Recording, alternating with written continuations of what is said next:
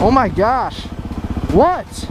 What is it? It's been 3 days you've been out here bothering me. What do you want? I don't know where this thing is or when it's gonna...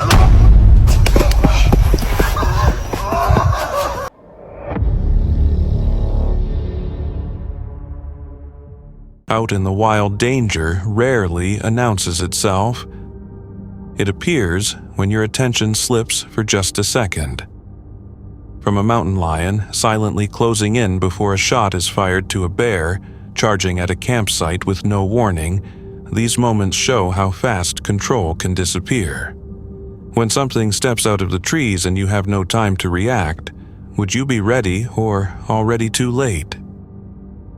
An elk hunter in Idaho experienced how quickly a routine hunt can become dangerous. A mountain lion stepped out from the trees and began moving closer, its behavior shifting toward an attack.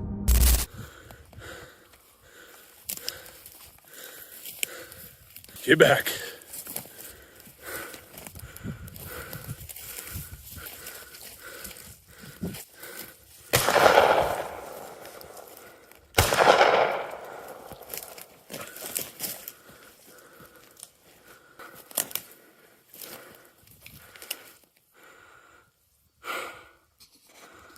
With no clear way to retreat, the hunter fired.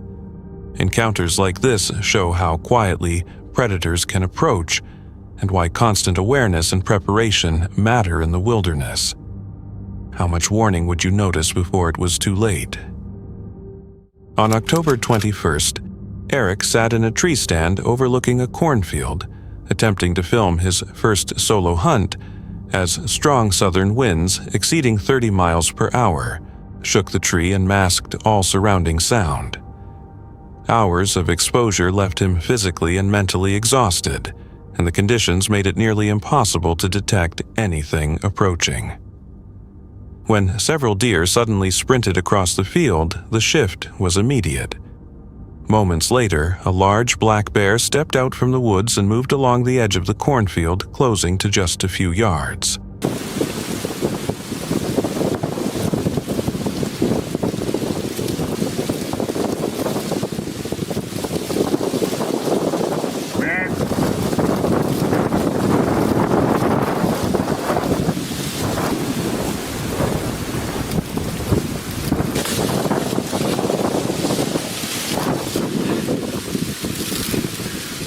Shaking.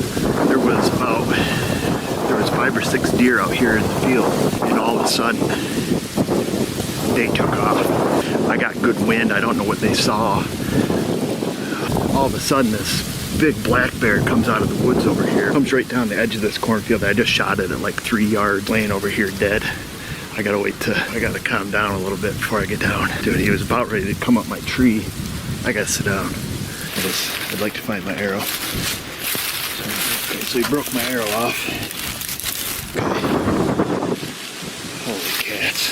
Dude, that was the most crazy thing I've ever done. Coming on you. Not that we need it. Lots of blood. Okay, just go over the nuts here. Right there. What in the world are you going to do with this thing, Eric? Okay. Well, I waited a while. I know he's not faking it. Oh, there's my arrow. There's the back half of my arrow. Good. There's the back of the arrow. Oh, lost my nock.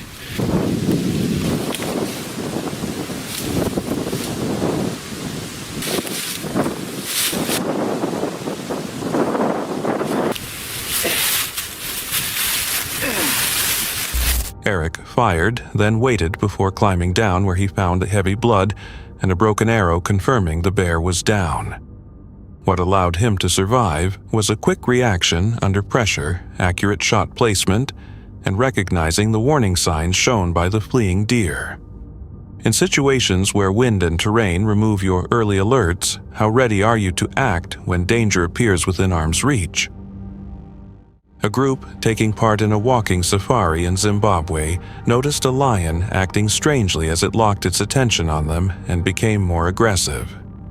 The guide responded immediately, instructing everyone to keep their distance while the animal slowly approached.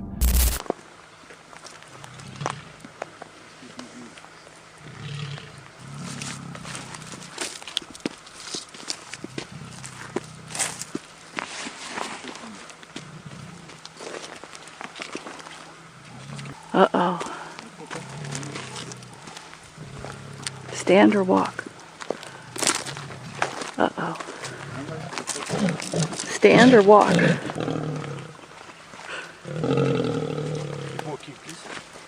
Turn off the cameras now. Recording continued until the guide calmly asked them to stop. What happened afterward was not shown, but the message is clear. Experienced guides detect danger early, and reducing movement can keep the situation from escalating. In moments like this, following directions can mean survival. Would you choose safety over curiosity and time? On July 16, 2019, the YouTube channel Tommy MX uploaded a video filmed during a casual ride on a quiet paved road in the United States. The channel regularly features dirt bike rides and outdoor motorcycle adventures. What seemed like a peaceful ride along a quiet back road near wooded areas, often used by riders and campers, quickly turned into a tense encounter when a local woman stepped directly into the road and blocked the rider's path. The video opens with Tommy riding his dirt bike along a narrow paved road in a calm neighborhood near wooded land. The road appears quiet with minimal traffic and very few people around. At first, everything seems completely normal. However, the situation quickly shifts. Today we're mobbing on some back streets. Oh my god. What do you want, lady? Oh my god, it's her again. Oh my god. I'm not stopping. Alright guys. It's been a couple of days since I've been recording. Oh my gosh. What? What is it? It's been 3 days you've been out here bothering me. What do you want? I just wanted to know why you are on the road now. I left the trail. Yeah, are you the same lady from the trail that chased me down with a rake? I was trying, look, there's a turkey crossing the street. This is a peaceful place. You were chasing me with a rake. How is that peaceful?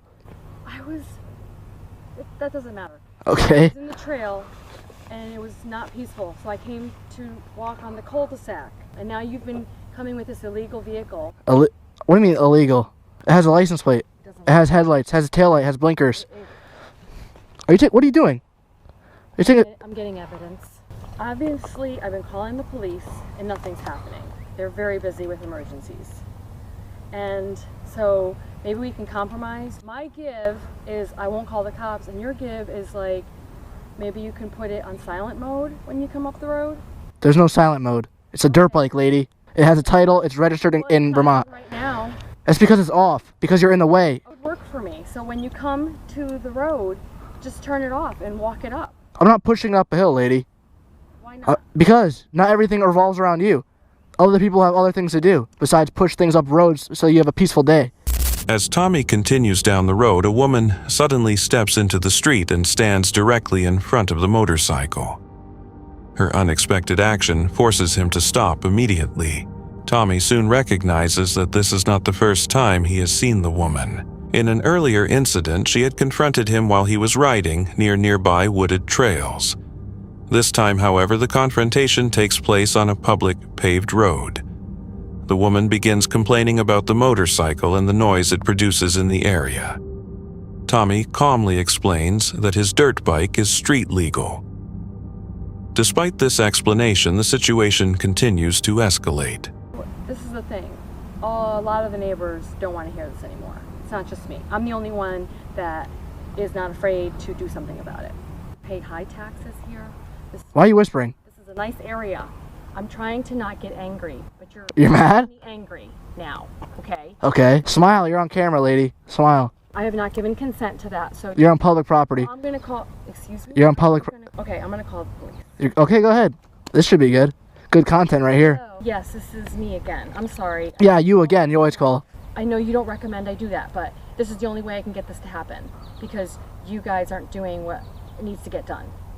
Can you send an officer here in like 5 minutes? I know they have other emergencies, okay? This is an emergency. We've discussed this a million times. Let's step to the side. There's a vehicle trying to get by. Make this happen, have an officer, maybe 2, or get the chief to come out. The chief too, Jesus. And I'm pretty sure this is not a legal vehicle. It doesn't look legal. There's wires coming out and all kinds of things. What? And it's extremely loud. This has been going on too long. Okay, you're gonna send someone. Thank you.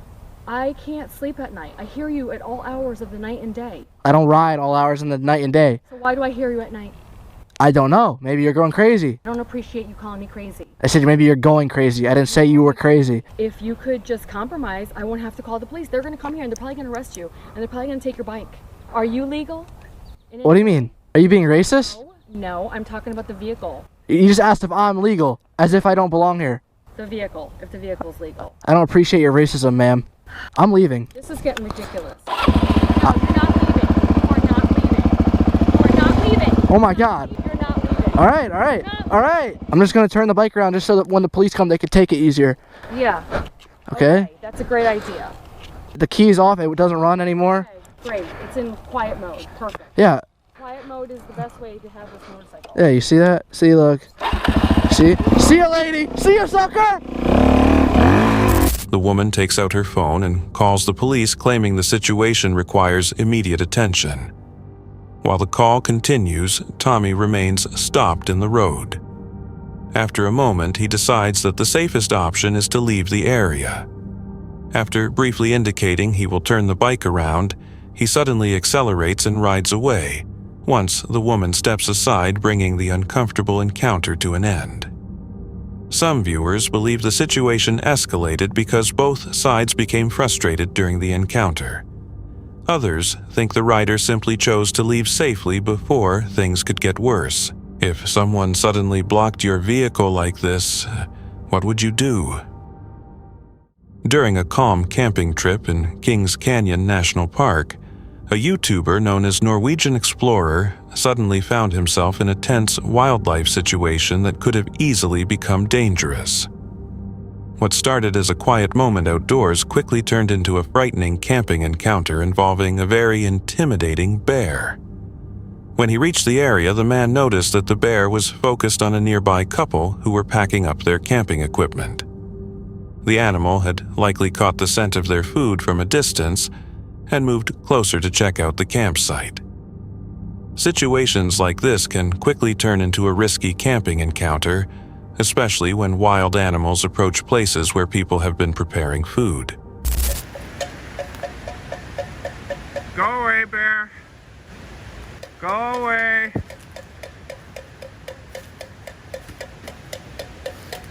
Go away. After several tense minutes, the bear suddenly made a frightening bluff charge toward him in an attempt to drive him away. Even though the animal was clearly giving a warning, the man continued to hold his position while facing the powerful predator. The moment created a very dangerous camping encounter where an attack could have happened at any second. Go away. The other way. Go away. Go. Go. Turn around. Turn around. The bear did not seem ready to leave the area. It remained focused on the campsite and whatever scent had attracted it there in the first place. A few minutes later, the animal made another bluff charge toward the man. At that point, feeling increasingly threatened, both the man and one of the nearby campers began shouting loudly in an effort to scare the bear away and stop the camping encounter from turning into a serious attack. This approach finally appeared to work. The bear eventually turned around and ran back into the forest, leaving behind what could have been an easy source of food. Ah!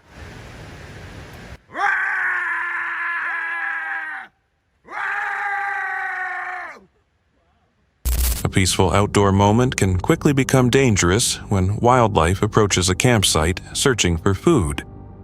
If you suddenly came face to face with a bear, what decision would you make in that moment?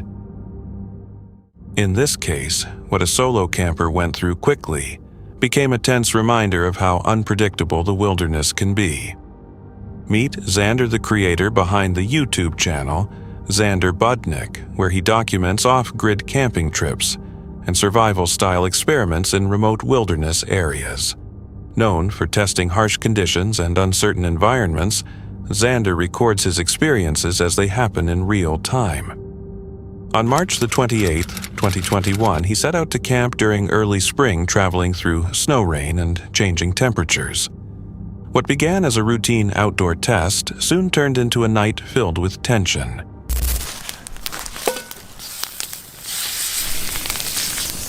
I'm gonna let the fire settle before I cook the steak. That'll be a better idea. So I'm gonna wait on that.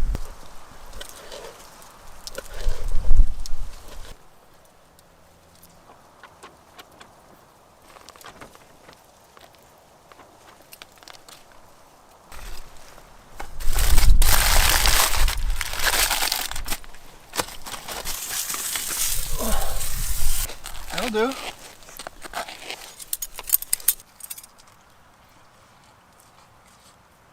Yep, it worked.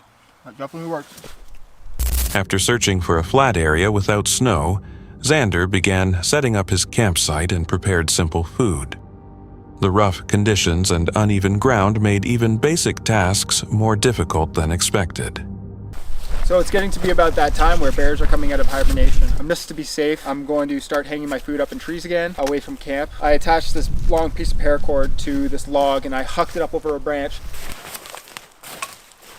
But all the rope came with it and the log got caught about 20 feet off the ground. Hey, I got it back and we're ready to give it another attempt at a different location. There, it's about 20 feet up. When I'm ready to go to bed and done with all my food and dishes, now I'm bringing it over there, hang it up, go to bed. Today was supposed to rain all day, but it looks like it's not going to rain. It looks like I'm right in this clear patch between two systems. So I'm right in the sweet spot to miss it. I see lightning far off in the distance over here. Great, but not great. As the day slowly moved toward evening, he hung his food away from camp to avoid encounters with bears that could be emerging from hibernation. Once the food was secured away from the campsite, Xander settled in for the night. As darkness spread through the forest, strange and unsettling noises started echoing around the campsite. The sounds broke the silence and kept his senses constantly alert.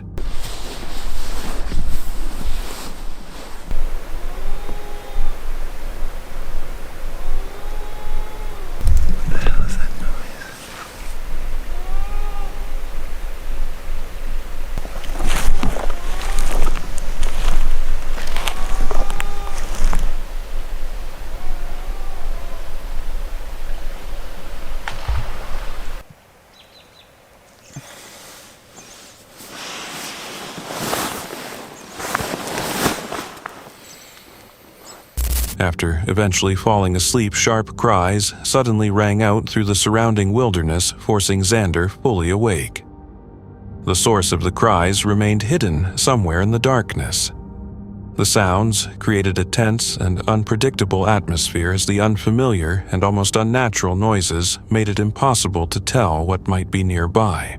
That was a great trip. So I was anticipating rain this whole time, but what we got was just perfect hiking and camping weather. There's no bugs still. Bears are just coming out of hibernation, so I have to deal with the food, and that's an added little bit of discomfort because I don't know how bears act in early spring, especially when they're coming out of hibernation super hungry. I don't know what a bear's like after they come out of a 3, 4, 5 month hibernation period. Hopefully the bear wouldn't be coming sniffing me thinking I'm food. Even when morning light finally reached the forest, the memory of those cries remained fresh. Something had clearly been moving somewhere just beyond the edge of sight, and how close the danger had actually come before he realized it remains unknown. Moments like this show how even small oversights or unseen movement can turn a quiet night in the woods into a situation that demands immediate awareness and careful decisions. And it raises an unsettling thought: what might have happened if those cries had gone unnoticed? The next unsettling footage of the night comes from Paranormal Investigations, a UK-based solo investigation channel that focuses on abandoned buildings and historic locations. The creator's approach is calm and observational, using minimal equipment such as EMF meters, REM pods, and spirit boxes, with a strong emphasis on atmosphere rather than forcing conclusions.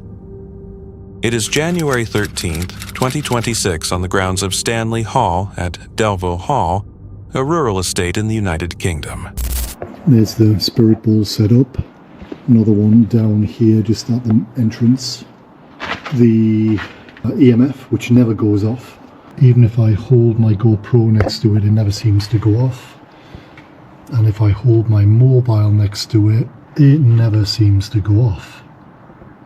Oh, it's going off when I hold it next to the GoPro. That's pretty good. But it doesn't go off when I hold it next to my phone. So yeah, that's the setup. I might get the REM pod out. Sorry, the spirit box. But I think what I need to do is just sit in a bit of silence first. It's just really nice to be out among all this snow. A little bit of woodland. Crisp night, very cold, and yeah, very nice to be out.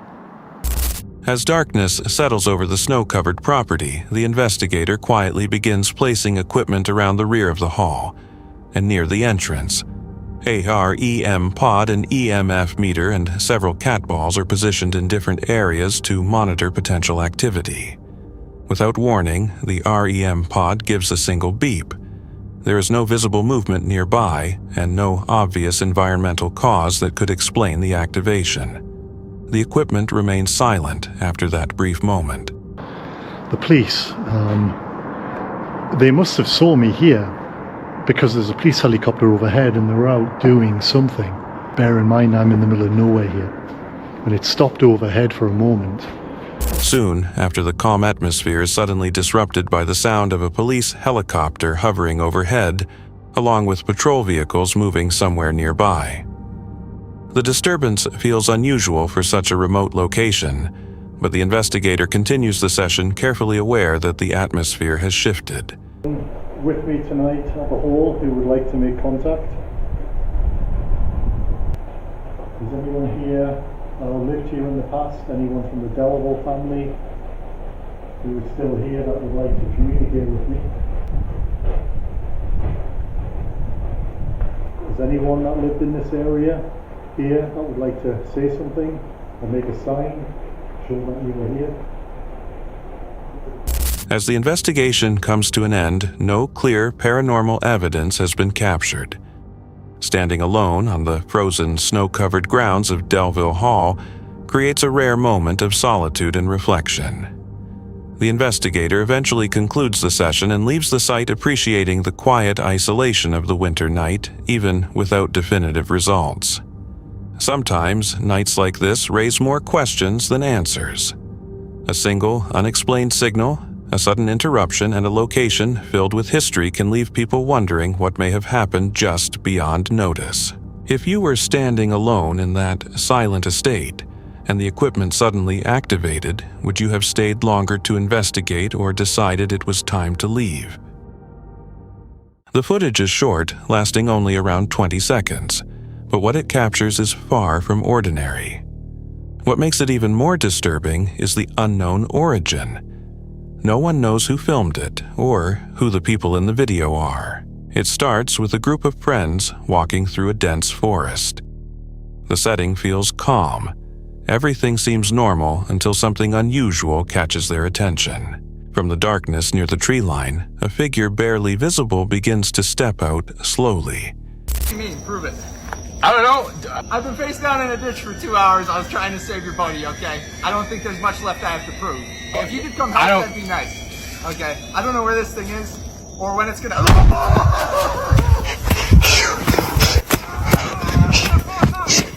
One of the friends, driven by curiosity, starts moving closer, while the others try to warn him to stop.